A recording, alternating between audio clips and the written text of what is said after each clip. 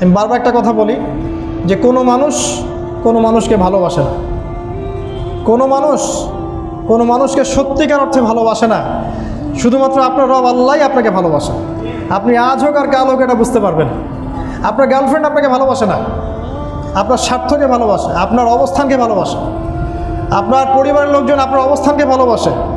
আপনি আজকে বড় একটা চাকরি পান, আপনার স্ট্যাটাস বেড়ে যাক, তারা আপনাকে তোলা তোলা করে বড় করবে। ওই আপনি এমন একটা কাজ করেন, আপনি সুদের চাকরি ছেড়ে দিয়ে আসেন, ৮০,০০০ টাকা বেতন পেতেন, চাকরিটা ছেড়ে দিয়ে আসেন, রিজাইন দিয়ে আসেন, দেখেন আপনাকে কি বলে। আপনি আল্লাহর জন্যে, ওরা বলছে আপনি দাড়ি রাখবেন না, আপনি আল্লাহর জন্য দাড়িটা রাখেন, হারাম রিজিকটা ছাড়েন, হারাম অ্যাফেয়ার্সটা ছেড়ে দেন।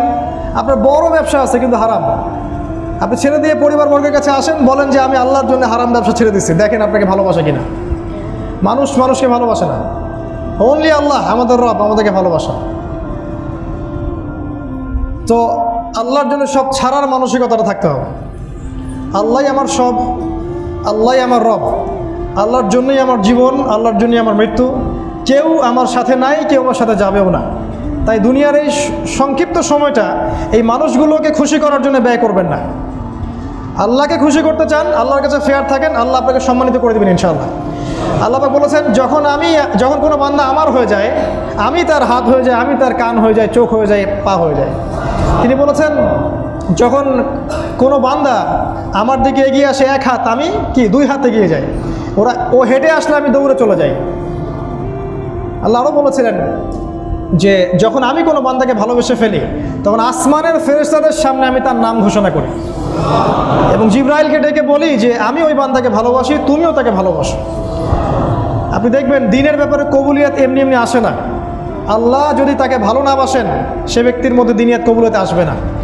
তাই মানুষকে সন্তুষ্ট করার চেষ্টা করবেন না, আল্লাহকে সন্তুষ্ট করার চেষ্টা করেন। যে প্রফেশনে আছেন, আল্লাহর ওয়াস্তে আল্লাহকে সন্তুষ্ট করেন। আপনার বস, আপনার মনিব, আপনার অফিসার, আপনার অমুক তমুক, এরা যদি আল্লাহর এগেনস্টে থাকে, তাদেরকে সন্তুষ্ট করতে যায়েন না। তারা যদি আল্লাহর পক্ষে থাকে তাহলে তাদেরকে সন্তুষ্ট করেন।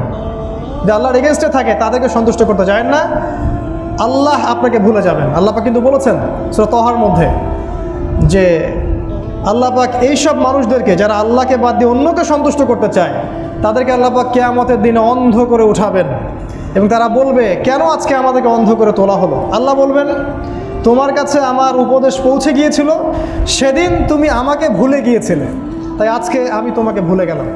আমরা আল্লাহর কাছে দোয়া করছি, আল্লাহ পাক যেন আমাদেরকে ভুলে না যান, আল্লাহ পাক যেন আমাদের সাথে থাকেন।